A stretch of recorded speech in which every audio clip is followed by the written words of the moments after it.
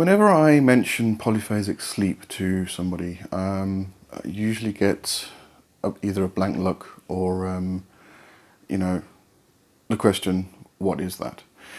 And then I explain it to them, and the response is usually one of, but I need more sleep than 4 or 5 or 6 hours a night. People have this conception that they need 7 to 8 hours sleep a night, and in some cases, people even go up to 9 hours of sleep a night. That's the general belief. But when it comes to actual sleep quality, there's a huge question that comes in here. So if you take an 8-hour solid block of sleep, and you're a person who actually does sleep well, what you're gonna experience is you're gonna enter sleep, and you're going to be in a light sleep, and then go into a deep sleep, into a light sleep, and then into a deep sleep, and into a light sleep, and then for the rest of the hours, you going in and out of REM sleep. So the amount of deep sleep you actually get in that 8-hour period is about 18%. So, and you have a lot of light sleep in between that. So polyphasic sleep itself, the whole purpose for it is to try and eliminate as much of the light sleep as possible and bring in more deep sleep, REM sleep, and these other sleep cycles that actually do help you. Sleep cycles that help you to actually rejuvenate the body and rejuvenate the mind, and then also get in that REM sleep so that you don't go crazy, and then the deep sleep. So that's the main focus of polyphasic sleep, and the actual way that the cycles actually relate back to polyphasic sleep are natural cycles. So we have two types of cycles. The one is the circadian rhythm, where our body knows when, well, the times between day and night. So it knows when we're moving into nighttime, and it knows when we're moving back into daytime. And certain physiological things happen during those times that allow the body to function better. And then obviously go into sleep and come out of sleep. There's melatonin that gets produced at a certain time, and then we move into sleep, and then we come out of sleep. So you got that rhythm. Then there's another rhythm that is a shorter period. So it's between 90 and 120 minutes. So an hour and a half to 2 hours. And interestingly enough, throughout the entire day, we have these. I'm going to stick to 90-minute periods because that's what I'm used to. We have these periods of 90 minutes, and every 90 minutes our brain actually reboots. So you might be busy with something quite intense, and you've been busy with it for a long time, and you'll find that at a certain time, you may not actually notice this, but sometimes it's definitely noticeable. You'll get to a stage where all of a sudden you'll just forget what you were doing, or your brain will just kind of switch off, completely unexplained. And that's your brain actually rebooting. And that happens every 90 minutes. So when it comes to the rhythms, especially when it comes to sleep, if you actually stick to 1.5 hours or 90 minutes in segments, in periods, then you can actually get better sleep.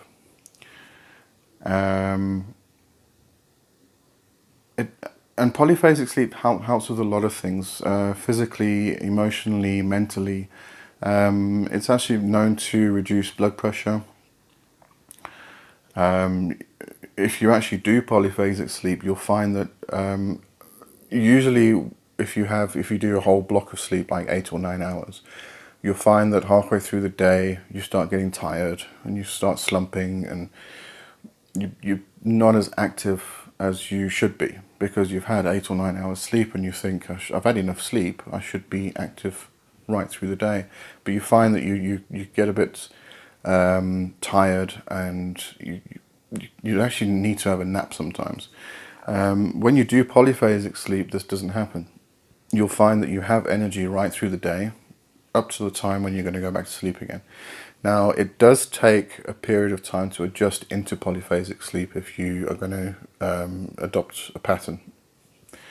And it's a short period of adjustment. It might take a week, it might be less, but it's not something that, it's not a type of adjustment that you're going through your day and all of a sudden you feel so bad you can't stand up. You might just feel a little bit tired. That's about it. And if that happens, just put your head down on the desk for 20 minutes, if you can, obviously, and you'll be refreshed again. And it really helps if you carry on with polyphasic sleep. It really helps. It helps you in so many ways. I think you have to actually do it to actually know how it can help you. So if you want to get into polyphasic sleep, there's a lot of different patterns that you can adopt. I'm going to link a website below that has a ton of information about polyphasic sleep. It goes into the science of it. I'm not really interested in the scientific side of things, so I'm not going to recite all of those details and all of the facts. If you want to study, find out more about polyphasic sleep, go and check out the link. As I said, a load of scientific stuff. It goes through all of the different patterns that you can adopt, and there's just a ton of information on there. It used to be the Polyphasic Society .com, and the site's still up, but when you go to the links, they all go through to a site called the Mattress Nerd. It's an interesting site, I must say. But the patterns that you can adopt, obviously, it depends on your activities during the day. If you are somebody who has a full-time job, then you obviously can't take a nap or a core sleep during the day, in the afternoon, for instance. If you do run your own business, you may find that you can take the nap, and you may find that you can't. It depends on what type of business you have and what type of work you do. So what I actually do is I split mine up during the night between the dusk and dawn. So then I don't need to actually take naps or core sleeps during the day and just carry on.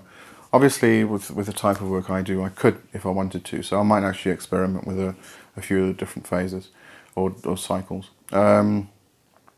So go and have a look at the website. Have a look at the patterns in there. I'm not gonna go through them all, obviously. But I mean, you can go to extremes. There's the Uberman, for instance. The Uberman is quite extreme. If you do the Uberman, you're going to be doing 6 20-minute naps a day. So in total, you're only getting 2 hours of sleep a day. Now, some people can do it, some people can't. But I do think that's a bit extreme. So what I usually suggest is, especially if you can't take naps during the day, do what I do. I take a 4.5 hour core nap. I get up for an hour and a half, and then I take an hour and a half core again. Now, defining core and nap, core is anything from an hour and a half longer, and a nap is a 20-minute period. In that 20-minute period, you can get a lot of REM sleep. In the core, 1.5 hour nap or core sleep, whatever I usually call it a nap because it's only 1.5 hours. You can get a lot of deep sleep, but a lot of REM sleep.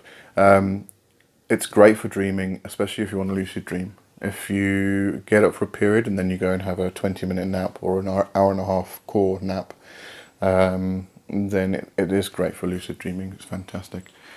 Because in that period you're actually forcing REM sleep rather than going through cycles of light sleep and REM sleep and deep sleep and whatever it may be. All these different sleeps. You get sleep 1, sleep 2, sleep 3, sleep 4, and then you get SWS and REM and all these fancy acronyms and everything else. So I just want to get you into the basics. So that's what I do. 4.5 hours, up for an hour and a half, and then hour and a half core again. So I usually go to bed at 12, get up at 4, and then I go back to sleep at 6, and I get up at 7:30. I might adjust that because I actually want to start getting up a bit earlier than 7:30. But there's a really good one on the site. You'll see it's split up into, if you want 7 hours sleep, because that's 6 hours sleep. If you want 7 hours sleep, you take a 3.5 hour core, and then you get up for 2 hours, I think it was, and then another 3.5 hour core. Now that doesn't quite fit into an hour and a half segment. Logically, if you're gonna do hour and a half segments, I'd say it would be a 3-hour core and a 3-hour core with an hour and a half or a 3-hour period where you're up, and then you get 6 hours. But obviously, if you do want to get 7 hours sleep, then that's up to you. But as I say, it's not about the amount of sleep you get, it's about the quantity of sleep or quality of sleep you get. And you definitely improve the quality of sleep with polyphasic sleep. Obviously, don't do this when you're feeling ill, when you're sick, you've got flu or stomach bug like I did last week. Don't do it during those periods definitely don't start it during those periods, because you're going to have to go through that adjustment period and your immune system could take a little bit of a beating. So if you're on the verge of getting ill or you are ill, don't do it. Wait until you're over the illness and then get it into your daily routine. And obviously another thing to note is don't shift the times that you go to sleep and you wake up. Make it fixed. So if you decide to go to sleep at 10 o'clock, make it 10 o'clock every single night. Don't change it to 8 o'clock and then 12 o'clock and then 9 o'clock and then 10 o'clock again. Make sure you stick to your times, because your body needs to get used to that new cycle. And we have sensors all through the body. I mean, our skin, for instance, senses light. So, I mean, one of the things a lot of people tell you to do is when you go to sleep, make sure that there's absolutely no artificial lights around. Make sure you're in a dark room, because your skin does pick up the light, and that does affect your sleep. So anyway, have a look in the, I wanted to give you the basics of polyphasic sleep, because I don't think people know about polyphasic sleep.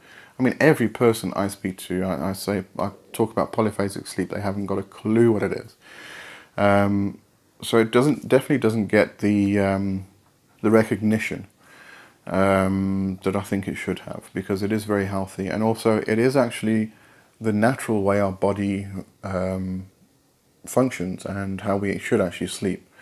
I mean, if you go to Europe, for instance, Italy, Germany, I believe as well, they usually do a siesta sleep, and the siesta sleep is a block of core sleep during the night, and then they do an hour and a half siesta in the afternoon. And then they're refreshed again for the rest of the day and the evening until they go back into the core sleep. So the siesta sleep that's where I got my 4.5 and hour and a half from, is the siesta sleep, except I don't do it in the afternoon, I do it in the morning.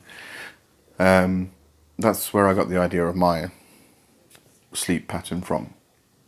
But I mean, it is the natural way our body should actually sleep, as opposed to doing one big block of core sleep.